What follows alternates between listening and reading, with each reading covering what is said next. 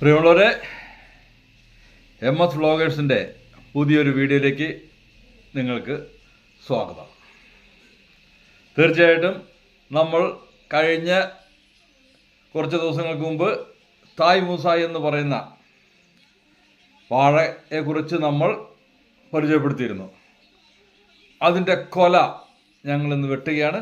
അതിൻ്റെ വീഡിയോ നിങ്ങളുമായി ഷെയർ ചെയ്യുന്നതിൽ ഞങ്ങൾക്ക് വളരെ സന്തോഷമുണ്ട്. ആ കൊല പഴുത്തിട്ടുണ്ട്. ഓക്കെ, പ്രിയമുള്ളവരെ, വീഡിയോ കാണുമ്പോൾ ഒരു കാര്യം നിങ്ങൾ ഓർക്കുക, സബ്സ്ക്രൈബ് ചെയ്തിട്ടില്ല എങ്കിൽ സബ്സ്ക്രൈബ് ചെയ്യുക. കാർഷികപരമായ വാർത്തകൾ മാത്രം വരുന്ന ഒരു ചാനൽ, അതാണ് MS വ്ളോഗേഴ്സിൻ്റെ ഈ ചാനൽ.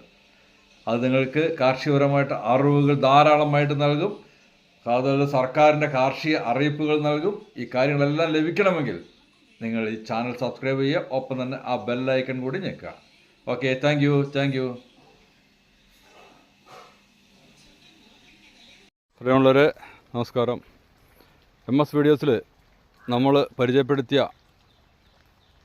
തായ് മൂസ എന്ന് പറയുന്ന വാഴക്കൊല ഇവിടെ പഴുത്തു തുടങ്ങി. നമ്മൾ ഇന്നത് വെട്ടുകയാണ്. 2-3 കായൊക്കെ പക്ഷികൾ നിന്നിട്ടുണ്ട്, എന്നാലും കുഴപ്പമില്ല. ഏതായാലും ഇന്ന് ഞാനത് വെട്ടിയെടുക്കുകയാണ്.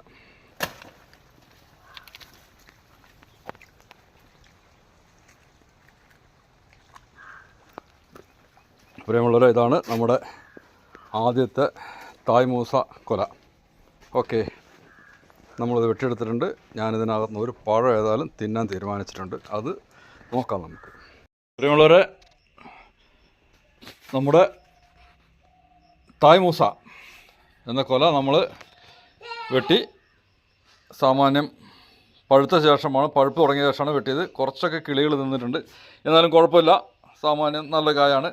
അത്യാവശ്യം ചെറിയ കുടുംബത്തിനൊക്കെ പറ്റുന്ന ഒരു വാഴക്കൊല എന്ന് നമുക്ക് വേണമെങ്കിൽ പറയാം. ഏതായാലും നമ്മൾ ഇതുവരെ കഴിച്ചിട്ടില്ല. ഇത് ഇന്ന് നമ്മളൊന്ന് കഴിച്ചു നോക്കാം. Okay, thank you. അപ്പോൾ നമ്മുടെ പഴവർണ്ണ എടുക്കുകയാണ്. പഴവർണ്ണ എടുത്തിട്ട് നോക്കാം. നിക്കടാ കേട്ടോ.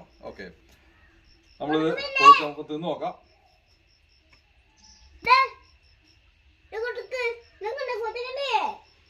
പ്രിയമുള്ളവരെ, സാധാരണ യൂട്യൂബേഴ്സ് ഒക്കെ നിങ്ങൾ കണ്ടിട്ടുണ്ടാവും. ഏതെങ്കിലും പഴം നിന്നിട്ട് ചിലപ്പോൾ കാഞ്ഞിരത്തിൻ്റെ കയ്പാണെങ്കിൽ അവർ പറയും ഭയങ്കര രുചിയാണ്. പക്ഷെ ഇത് അത്രയ്ക്ക് രുചിയൊന്നുമില്ല കേട്ടോ. സാധാരണ ഒരു നമ്മുടെ റോബസ്റ്റ പഴത്തിൻ്റെ രുചി, പക്ഷെ അത്രയ്ക്ക് ടേസ്റ്റും ഇല്ല. ഞാൻ ആരെയും പ്രോത്സാഹിപ്പിക്കില്ല അതിനെ. പക്ഷേ